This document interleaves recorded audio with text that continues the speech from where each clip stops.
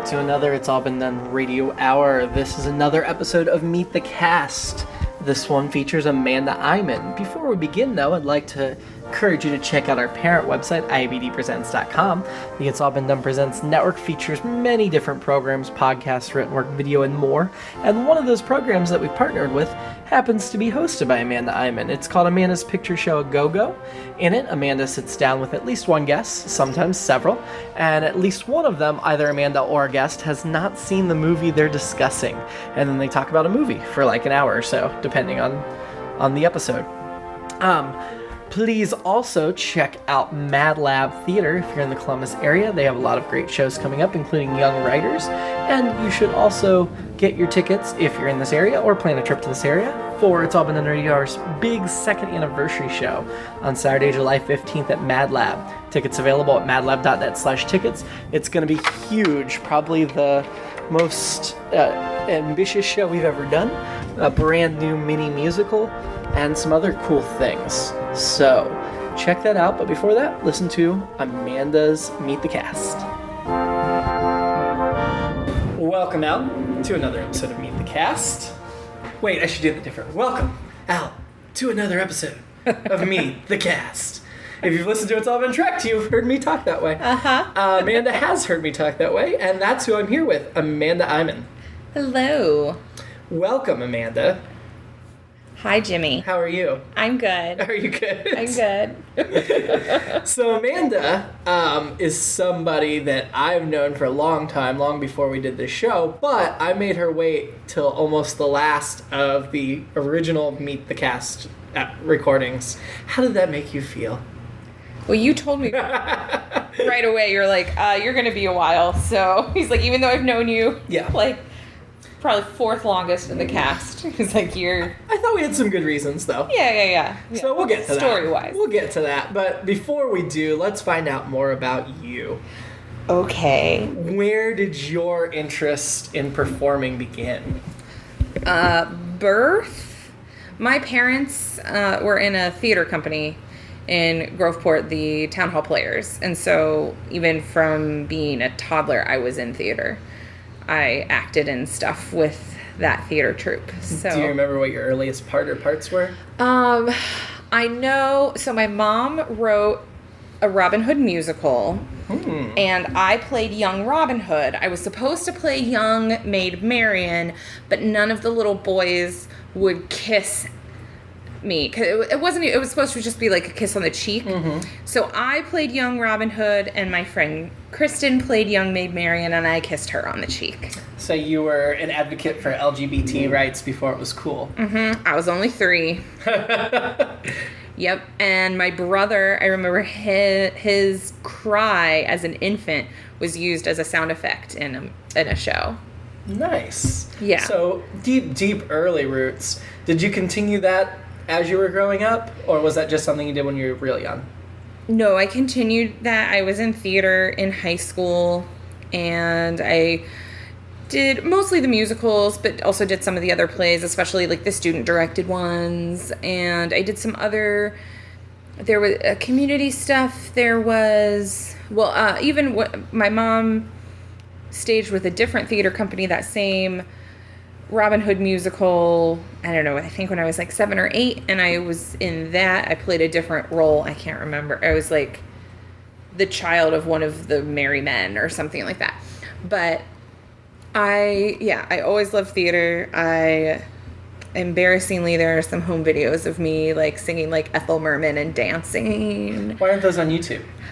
Because my family forgot, and hopefully they don't hear this. If Amanda's family is out there listening, please go ahead and email those to me. We will put them up on the network YouTube channel. They're on the little mini, like, VHS. Well, we can figure something out. That then had to go in the bigger VHS. We can figure something out. No, we don't. We really don't. I think that should go on the network. I'm pretty sure I'm wearing, like, red shorts and moccasins. I was really cool. Even better. It's like the mid-90s. It was, yeah. I did theater in high school. Any particular roles? I was slightly in Peter Pan, one of the Lost Boys. I was Mrs. McAfee in Bye Bye Birdie. Ah, yes. Kids. Yes. What's the matter with kids these days? I sang that one.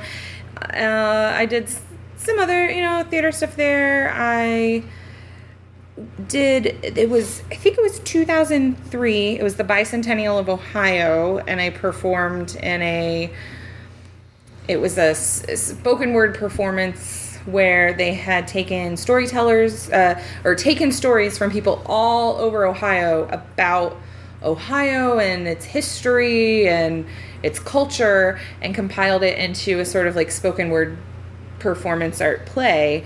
And so I performed that in my hometown over a weekend, and then I also performed it at the Ohio State Fair that summer. Wow. So it's fair to say this wasn't something just forced upon you as a child. You actually enjoyed it and sought it out as you were growing up. I totally did. But then, as you know, I went to college at Otterbein. Oh, yes. Where someone like me who just enjoys doing performance stuff, but I am by no means like an amazing actor at all. The theater hobbyist had no room at Otterbein. No. We were at Otterbein. Let's talk about how we met. You played clarinet.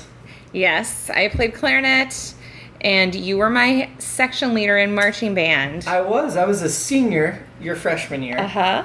And we met at band camp, obviously. Yep, you were one of the first people I met. And then we bonded and became friends over our love of a certain television show. That television show would be Buffy the Vampire Slayer. One of the greatest television shows of all time. Yes. It was funny because the day we first hung out, I had just finished the series, I believe. I think so, because you were like, oh my gosh, I just finished this show. You should totally watch this show. And I was like, okay. And we started over again. And we watched all of Buffy and Angel together. Yes, we did. It did take a few years. And my friends from high school for a long time called you my Buffy friend. I really got into music because I have a minor in music, as do you. You majored in English, correct? Yes, English Literary Studies. Nice. Your family, we should talk a little bit about your family. My family. Because you touched on, your mom got you into the theater stuff. Yeah. I'd say you have one of the more colorful families I'm aware of. They're all Probably, very dramatic. In a good way. It's fun, obviously. Yeah. Now you're doing Culture Papa Go-Go together, a bunch of you. Yep.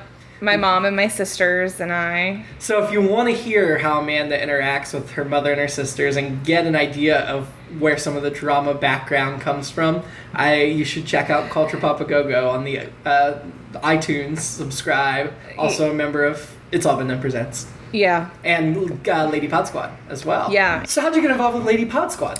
With Lady Pod Squad, actually Hannah from the Film Roast podcast, shout out, reached out to me and she was like, how would you like to be a part of a community of female podcasters? Because when it comes to podcasting, it's only, I think, 30% are women. We're kind of building this whole community, and it's really great. How many podcasts are in it right now? Over 80. Whoa. So it's a big organization. Mm-hmm.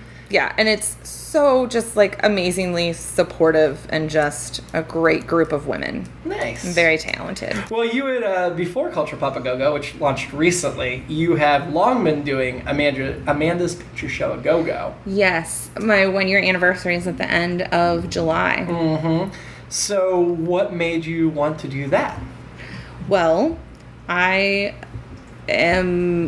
movies are pretty much my life. I love movies. Jim knows this. And even though we started with TV, kind of cemented our friendship, you would always be like, oh, I'm watching all these TV shows. I'm like, that's cool. I'm going to go to the movies tonight. Yes, it's true. I said my mom instilled the love of theater. And that's one thing in college, even though I wasn't performing in theater, I was still going to see theater. Oh, yeah. As much as I could. Whether it was at Otterbein or, going to see the Broadway across America stuff at the Ohio Theater downtown or, whatnot. So, or even other local community theaters. The Hilliard Arts Council puts on several productions that I have friends that are involved with. So the other thing she instilled with me was definitely a love of film. We used to just rent movies all the time. Like every weekend, like middle school and high school would just be like, we'd be cleaning the house and then we'd watch movies and then, yeah. So I'm super fun.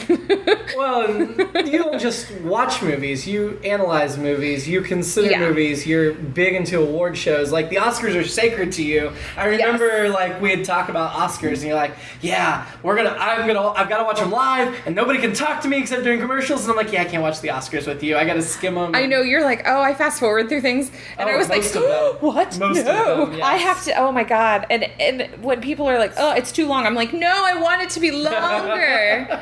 Give me more speeches and movie montages. You could say the Oscars are kind of like, I'm trying to think, a big competition that people are involved in. That involves balls and sports, right? Yeah, they do it like every year. It's like the big championship game. What's it called? The Super Plate. That's it. The Super Plate. So the Oscars are like your Super Plate. Uh-huh. I love Oscars and Oscar history and film history. And yeah, it's not that I just watch movies and I'm like, that was good. Like, I really get into like the nitty gritty. I love analyzing the form of film and, you know, not just the acting, but like cinematography and direction and lighting and costuming and all of that stuff. And I think the picture we're painting of you, and I think this is pretty accurate, is you don't just casually like certain things. Like when you get into something, you throw yourself into something. And I'd say that is how you approached your first podcast as well. In a year, you've already recorded like 120 of these things, which is a lot. Like, yeah, and the 100th episode is coming up at the beginning of July. It's going to be a special one. I'm excited. Any other big interests or hobbies we haven't covered yet? I really like to crochet. You do? I have a beautiful, very warm scarf I wear all through everywhere. I made you for Christmas one year. You did? Yeah. Yeah, I crochet. I would say, I guess, like, my family is another passion. I really love my family. I have your family seems pretty close. Yeah, I adore my husband. He is wonderful, and he has been so supportive as I've gotten more into the arts and accidentally joined a theater troupe. And yeah, we're gonna get to that here. Yeah, and he is really awesome. And then obviously, I like my mom and sisters enough to start a podcast with them, and my nephews I absolutely adore. So let's talk about Radio Hour a little bit. Yes. How did you get involved with It's All Been Done Radio Hour? Well, I was at your old apartment, and you mentioned that this thing was going on, and I was like, oh, that sounds really cool. Like, I think I'd seen you maybe post about it once on Facebook, and I was like, what is it?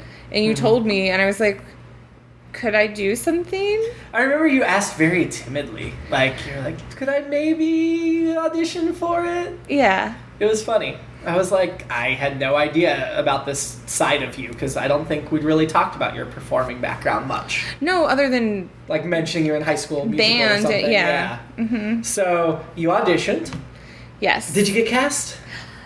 Yes, I got cast. Nice. That's Thank good to you. hear. Thank you. No, don't thank me, because I think I said at the time, and I told other people this as well, it wasn't just you, but I'm like, I'm going to take the best actors, and because I didn't know if you were a good performer or not, I was like, you can audition, we'll see how it goes. Well, I distinctly remember you being like, wait, you do performing stuff? And I was like, well, I haven't for a really long time, but, you know, it's a voice, and I'm a bigger girl, and I don't feel like traditional theater is very welcoming to that. So I was like, yeah, voice acting. I'll try it. Yeah, age, size, race, nothing matters in voice acting except the voice. Always done voices with my family. There's another theme. You have quite a range of them. Thank you. I have got a folder of them we have not used yet. Of different auditions you sent. Because I'll think of a voice and I'll just send it to you. Yes. Like, even if there's no part, Amanda's like, wait, I got a new character for you. And some of those we have used. Yeah. Some of the characters. But yes, you were cast originally because you were one of our better auditions for sure. So we wanted to put... Oh, no, that's earned. That's not a... You don't owe me a thank you for that. I like to think we had the flexibility to get a good, talented cast together. and you were definitely part of that good, talented cast. Well, I remember showing up to the first rehearsal, and I know other people have said this on the Meet the Cast because I've listened to all of them. But I remember showing up, and obviously I knew you, and I knew Nick and Nathan and Wendy a little bit. Wendy wasn't there for the first one. No, and Nathan wasn't even. But I knew Nathan was going to be there for the second one. But yeah, I knew Nick, and I knew Chase a little through you, and my sister Addie was there with me. And then all these people started doing these voices, and my main part in the first episode was Amber in Porn Stars, and I remember thinking, like, there is no way I can live up to this. This is going to be horrible. And then I started doing the voice, and people laughed, and I was like, they're laughing. Oh my God, they're laughing. No, absolutely. I mean, I loved your Amber audition. We'll put a snippet in here. This is Universe Journey. It's 2424. Humanity has left our planet for the first time. There she is, son, the ASS Thrifty. Wow, boy, she is hot. Hi, I'm Amber Showers, and I'm Stacy X's. We're porn stars. So yeah, you were Amber Showers. Obviously, you are somebody that we look to make sure we don't get too sexist. And that role, how did you feel about taking on a role like that? Well, that role, first of all, you had talked to me about it before I even auditioned, that you had this idea for these porn star detectives, and you were sort of inspired by Brookie and Saturday Night Live. Yeah, on Saturday Night Live, where it'd be like, this is the like what, and they always mispronounce it, and so mispronounce. Yes. Just like detectiving. Yes. So I love those sketches, and I think they're hilarious. I'm a huge SNL fan. That's another passion. I adore SNL, and I'm a total comedy geek and listen to comedy podcasts and read books about anything that has to do with SNL. I'm like, I will consume this. Yeah. So I was like, oh, I really like that idea. I think it's funny. And so I auditioned for it. I remember you also said, like, most women were not auditioning for those parts. And I just thought it was funny. And I know there have been times where I've been like, okay, this is crossing a little bit of a line. And we've had those discussions. We pull back some things from time to time. But I also feel we have a lot of strong female roles as well. And we'll get into some of those that you've played, that our show isn't just, this is the only type of woman that we do. Right. We have our superhero. Yes. Top-notch Shingler. Sam is excellent as the top-notch Shingler. We had to balance out the porn stars. You had to have another female-led segment that was not idiots. Ditzy, yes. But Amber and Stacy, in their own way, because yes, they're ditzy, but there's also something really likable about them, and people root for them, and it's not like we're laughing at them all the time. A lot of times I think we're laughing, not with them necessarily, but we're rooting for them. Yes, you're laughing at them, but you do root for them because there's, as much as, like, they annoy Bruce, there's sort of this, like, and they're also having sex all the time, but there's this like innocence, like naivete. Yes, exactly. I was just thinking the same thing. It's a naivete about them. Like they're well-meaning people. Yes, they're warm-hearted people. They're one of those people that, like, if you met them in real life, you'd be like, oh, they're so sweet and they mean well. Yes. They haven't actually solved the case through brains, but they've solved a lot of cases. Yeah, they just kind of, like, fall into stuff. And I like that they're ambitious. They don't just want to do porn. They had ambitions to do something else besides porn. Yeah. Now, had you met Sam at all before that first audition? I had met Sam once at the live GBG from the previous Christmas. Yes. So you guys didn't know each other, but you seemed to have pretty instant chemistry that first rehearsal. Yeah. And you have continued to, you guys, I mean, I know Chase and Dallas do as Packer and Radcliffe, but you guys from the beginning were one of the pair, and, Kake and Meow Meow do that play with each other and do more than what's on the page to build that chemistry. We do, typically after the first rehearsal, I would say we add a lot of improv in. And you guys will talk beforehand and plan little bits. Yeah, and we do. things Yeah. To kind of Especially if it involves one of us touching the other's boobs or something. See, you need to come to the live shows if you want to see girls touching each other. Hey, my husband was a fan of that one. And for the record, I never asked them to do that. Nope. That was their own idea. That was my idea. That was actually totally my idea. I was Totally just your like, idea. hey, what if I grab your boob here? Okay. It Sorry, certainly Sam. gets audience reaction. But do you have fun with Amber and Stacy then? Yeah, I do. Yeah. I do. What did you think about the arc where they worked for the Santa Samantha Police Precinct? I really, really liked doing that arc. Yeah. I had a lot of fun with that. And I even wrote a dirty story night story that was a lot. Or another podcast, check out on our network, Dirty Story Night. Synergy. Competitive erotic fan fiction, it's fun. Yes, it is fun. And so I really like the Santa Samantha Police Force arc.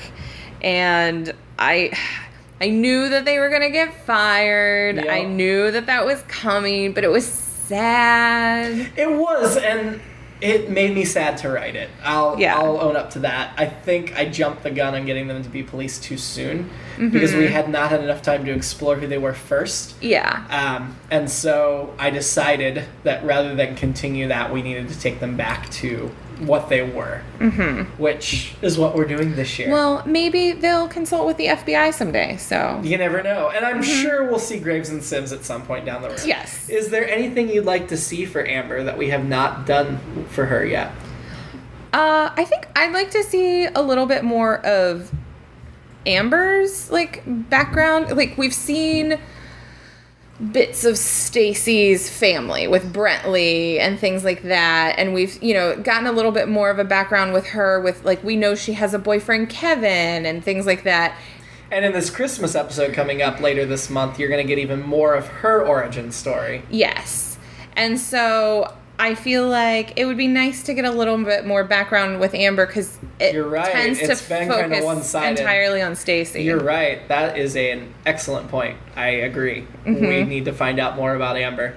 I feel like Stacy's the punchline, and so it's easier to because go there. Much as Amber is dumb, she's technically smarter of the two. Which I remember you telling me. I couldn't cast you as the dumber one. Yes, I couldn't. And it's still hilarious to me that you did not realize that Amanda was Amber and Sam was Stacy. Not until after it was cast, because that was written long before either one of you auditioned. And while I did have Sam in mind, because I had met Sam a couple of times, and I had told her about that segment long before we did the podcast, like everybody else, she had to audition and go through the process. Yeah. And Snugs.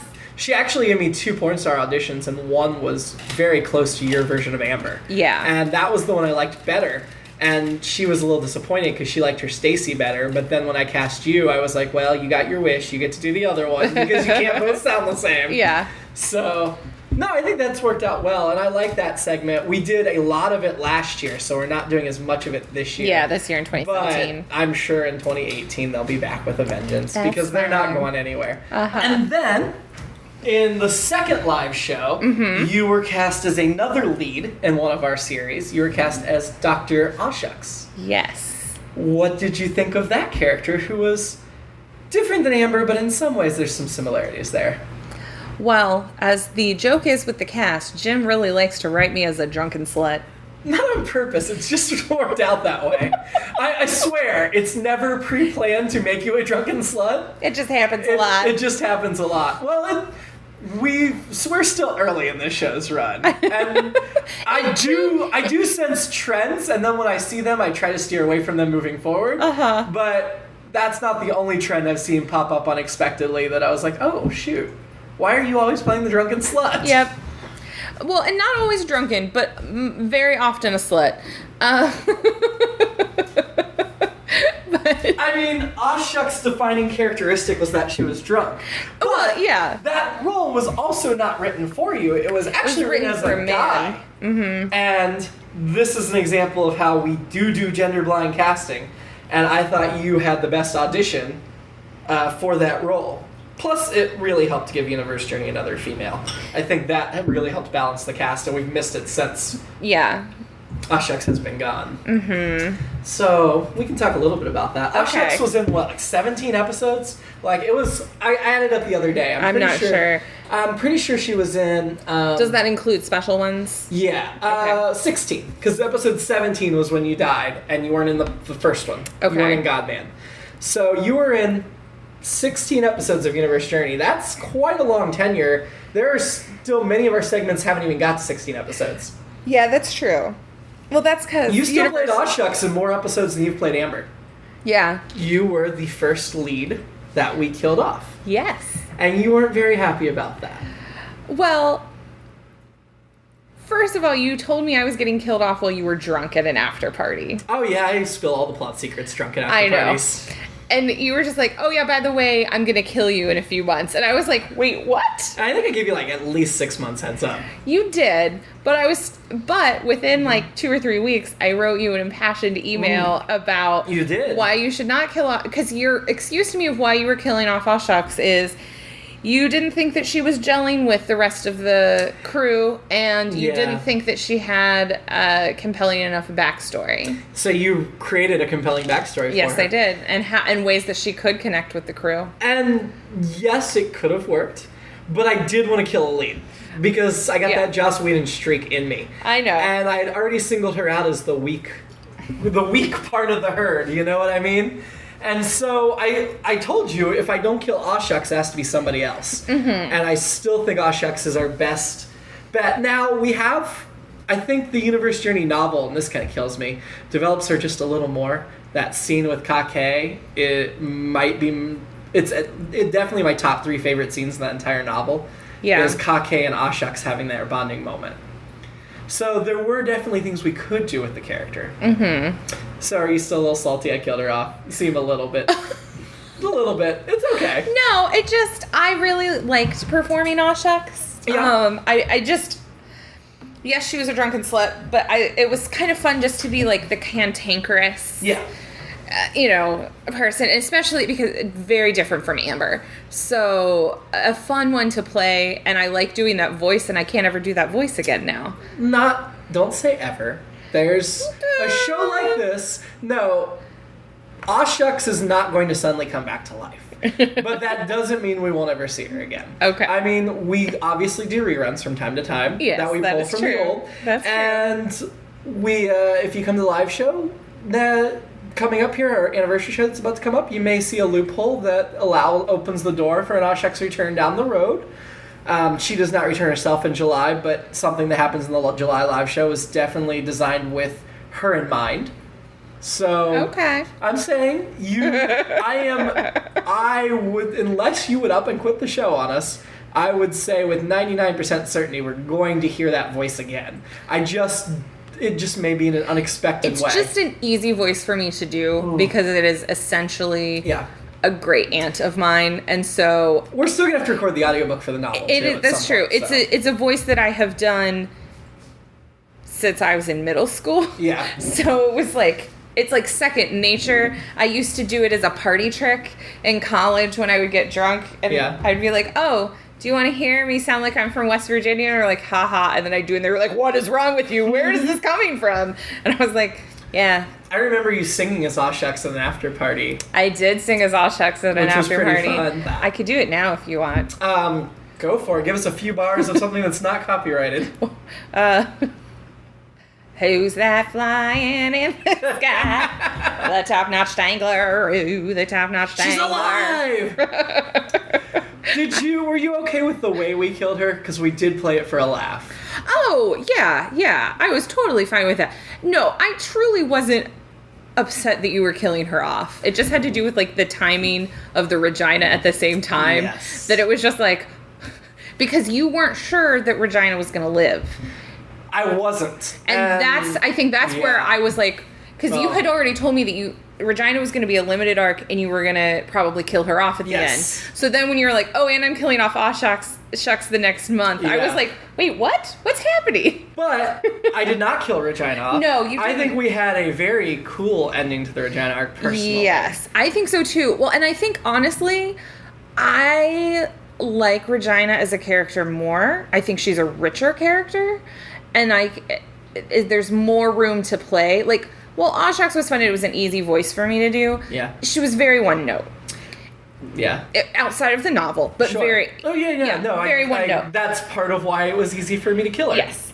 And so with Ragina, there's definitely different shades. And I liked being able to play different shades, and especially in like the final two in her arc, where it wasn't just the, oh, I'm being sexy and trying to seduce Daniel, but got to show some darkness, and then also like the way that she had been hurt by her uncle. Yes. I think she definitely has some depth. While her arc did come to an end, I guarantee if you keep listening to the podcast, you're going to hear her again. And I already have her next appearance in my mind in the upcoming stories. Okay. So while I don't think Ragina will come back as often as she was, Right. She's a character I have lots of ideas for. Yeah. And I would say she's one that will probably be in and out for a long time to come. I would say if you were going to choose between killing Awshucks and killing Regina, I'm really glad that you killed Awshucks. Even though Awshucks would have guaranteed you more parts and more episodes. Yeah. Yeah. Totally. Because, like I said, I just find Regina to be a much richer character that I can do more with. Something else you contribute to the show is you often script edit. You've done most of the episodes we've done. Mm-hmm. And I know. One thing I definitely... Finishing up school, I had some... And one thing I definitely look to you for is accents and slang for different regions. Yes. How do you have so much knowledge on that stuff? Reading a lot. Mm-hmm. Honestly, like, I have an English degree, much as I love film. Books are also a big deal for me. Yeah. What are your favorite guest characters you've played? I've just got to scrape in doing a guest character on The Scary Dead before it finished up. For the last 2 episodes, right? Yeah, for the last 2 episodes. And I recently played my first, I don't know when it'll be released on the podcast, but I recently played my first top-notch Tangler. That'll be a while, but that was fun. Cool. And then now you've also done some other theater in Columbus. Yeah. So talk about that a little bit. So I've met some people through people doing guest roles in It's All Been Done Radio Hour. Ariel Wiles. Yes, Ariel Wiles, I who love her. Is the producer of React Theater Productions here in Columbus, and so she also writes a lot of plays, and I've been in a couple that she has written and produced. She directed one of them, and then the most recent one, Mystery on a Train, was at Mad Lab a few weeks ago from when we recorded. And you did Rudolph for Mr. Steve Woosley. I did Rudolph with OGP. Where you played Jess's wife? Yes, I was Mrs. Donner, because in the 1960s, if you're a woman, you don't get your own freaking name. So I'm not the only one that makes you the butt of the feminist jokes. No. Oh no, yes, I've gotten a lot of comedy gold about being the not having my own name but now Jessica. It's fun and easy to use you for those roles. I'm sorry. No, I know, because you know that I'm a feminist, and I can just like I know that I have like this seething underbelly that like. It's fun to play with. Totally. And I like doing the Star Trek. It's good to have your voice on that one. Yeah, I really like doing that one. It's on Trek before on the network. Check it out. I like doing that, and so yeah. And that was West really Grandview great. Fringe Festival that's coming up. Yep, We're taking a ton of our podcasts there. Yeah, West Grandview Film Festival Fringe Festival. Yes, West Grandview Fringe Festival coming up the first weekend in August. 4th and 5th, Friday and Saturday. At Jimmy V's, and there'll also be a music stage at a second venue. Yes, on Friday night. And I'm still working with Steven, some of the details out for Amanda's Picture Show A Go-Go, but also with the network, because I'm partnered with the network, there's also going to be It's All Been Trek Before, there's going to be Dirty Story Night, there's going to be Radio Hour, obviously. You gonna do the Buffy? Yes. So, Chris had a great question for you. And yes, I remember that you cut out of his episode so I wouldn't hear it. Well, I knew you would listen. So I felt fully justified. And we had to push off recording a couple times. So we've got close to the date. And if we had recorded before then, I wouldn't have cut it. But since we hadn't recorded, I did not want you to be prepared. You have watched hundreds, if not thousands, of films. What is your least favorite film. Oh, I like that. Oh, least favorite. Least favorite. Least favorite. Oh. There are two that I can think of that were seriously so horrible. I wish I could get my money back to this day. That would be Jonah Hex. That was an incredibly horrible experience. I mean, I went in having low expectations, and it was awful. And Well, it's a DC superhero movie, so. Megan Fox, like, anytime she was on screen, you could not understand what was happening because she mumbled so much. I literally was like, Jeremy, what's going on? I can't understand. And he was like, I think she said this. And I'm like, this is not how a movie is supposed to be. Horrible movie. And then the Black Dahlia. I haven't seen that either, and that one I wanted to see. That one, I say as, like, my least favorite, like, tied with that, because that was one that I had high expectations for. Mm-hmm. They had a really great marketing campaign. It came out the year that I was living in my sorority house. A whole bunch of us went opening night. It was so disappointing. Like, it was just so bad. And it was like, oh. And I remember going home and, like, I'm like, this is a real, like, based on a real story that has substance and something that's interesting, and this movie did nothing with it. It is so bad. So. Now you get to ask Addie, and if I do not well, I know she won't listen. She won't listen. So I can go ahead and put it. What would you like to ask your sister? What I would like to ask Addie is, dear Addie, why did you decide at 1.5 years that your name was Addie? We tease her about it because her first name is Virginia, and at 1.5 years, the only person who had ever called her Addie was my grandpa. Everybody else called her Virginia. And then one day she was like, I Addie, not Virginia. And then we were just like, oh, okay. And we went with it, and she's obviously Addie here, 15 years later. So I want to know why, Addie. Why did you decide that that was your name? Okay, I will ask her. Before we go off real quick, though, you got Addie into the show. Speak about that. Oh, yeah. So my sister Addie is an incredibly talented actress. She is wonderful, and she's very humble, and will be like, nah, fam, no, I'm fine. No, she is really, really great. And she had, at the Good, the Bad, Geeky live Christmas show the December before that I mentioned earlier, she had volunteered, or I volunteered her, to go up and do sound effects at one point. And so she does tons of theater stuff at her school. And I was like, Addie, I think you should audition for this, because Addie also does a ton of voices. There have been times where we're just in my car and, like, we're just doing voices back and forth. Yeah. And she'll just, like, create a character and just go with it for a 30-minute drive or whatever. So I was like, you should totally audition. And so she was like, oh, I don't know. And then she finally did. And I was like, you're good. And she's like, I don't know. I'm a kid. That's basically what her audition was. I don't know. Here I'm a kid. Here's a voice. I don't know. Uh-huh. That wraps up our Meet the Cast. Yeah. Thank you for sitting down. You're and welcome. Joining the cast of It's All Been Radio Hour. And I'm sure the listeners will be hearing you again real soon in one of your many roles that you play. I hope so. I enjoy it. It's All Been Done Radio Hour number 79. Meet the Cast number 14, Amanda Iman. Featured troop member Amanda Iman. And was hosted by Jerome Wetzel. Please check out our website, itsallbeendoneradiohour.com. Follow us on social media at IABD Presents. And also a big shout out to Circle 270 Media, which we are proud to be a part of. So check them out at Circle 270 Media. Have a great week.